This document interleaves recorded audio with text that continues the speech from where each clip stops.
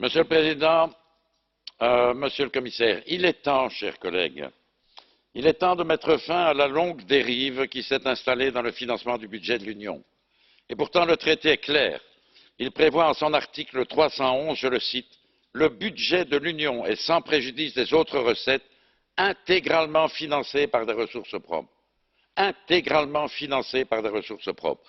Nous en sommes bien loin. Aujourd'hui, les contributions à charge des budgets nationaux représentent près de 70% des recettes de l'Union. Pire, depuis le I want my money back de Margaret Thatcher, la dérive du système a engendré un monstre d'opacité.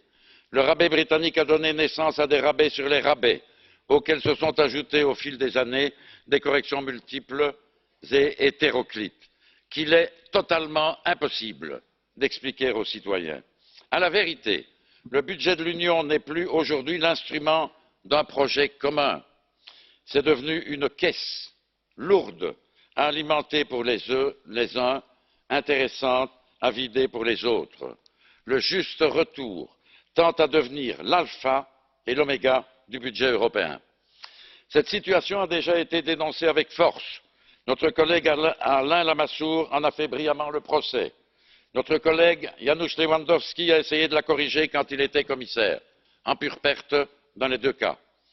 Plus récemment, à l'insistance de notre Assemblée, les trois institutions ont installé le groupe Monti, qui a fait un travail remarquable.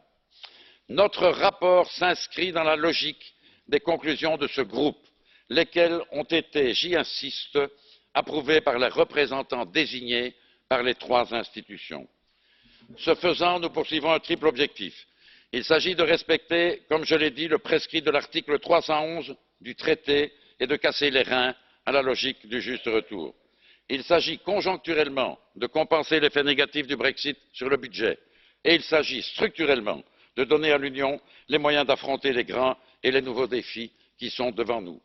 C'est ainsi que nous plaidons pour l'instauration progressive d'un paquet de ressources propres nouvelles afin de mettre le budget à l'abri des aléas et des fluctuations d'une seule ressource.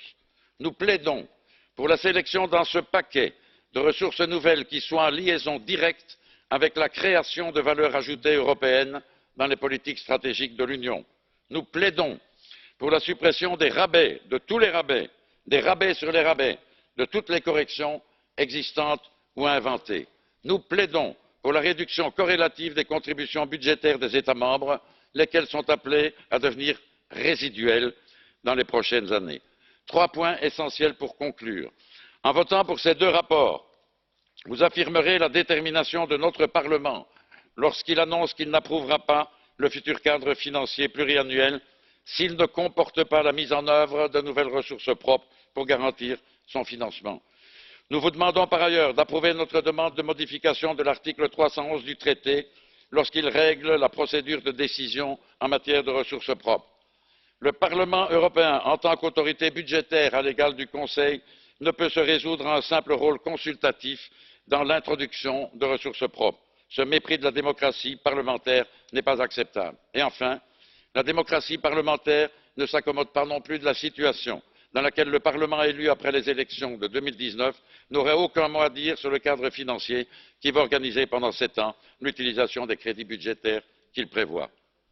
Mes remerciements en conclusion de cette intervention à mon corapporteur Janusz Lewandowski et aux rapporteurs du CFP Jan Olbrycht et Isabelle Thomas, à mes collègues et amis Eider Gardiazabal et José Manuel Fernandes et à ma collègue Helga Truppel, à ma collaboratrice budget, au secrétariat de la commission des budgets, à nos policy advisors et à mon ami Pierre Verkaren pour sa précieuse assistance. Je vous remercie.